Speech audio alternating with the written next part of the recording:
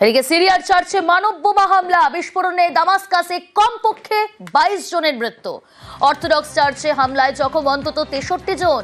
হামলার সময় প্রার্থনা চলছিল সিরিয়ার চার্চে। আত্মঘাতী বিস্ফোরণের আগে গুলিও চালায় জঙ্গি।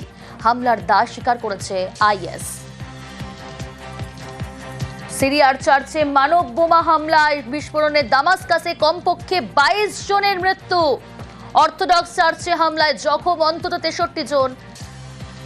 কি পরিস্থিতি, লেটেস্ট আপডেট কি, ডিটেল জানাবে মৈত্রেয়ী রয়েছে আমার সঙ্গে। মৈত্রেয়ী, দেখো, দামাস্কাসে এখনো পর্যন্ত যেটা সামনে এসেছে তাতে জানা যাচ্ছে যে গ্রিক অর্থোডক্স চার্চ সেখানে এই হামলা করেছে এবং তার পিছনে মুসলিম অরিজিন রয়েছে বলে এখনো পর্যন্ত প্রাথমিকভাবে জানা গিয়েছে। এবং সেখানে একাধিক এই সুইসাইড বম্বার তারা আসে এবং এসে সুইসাইড বম্বারদের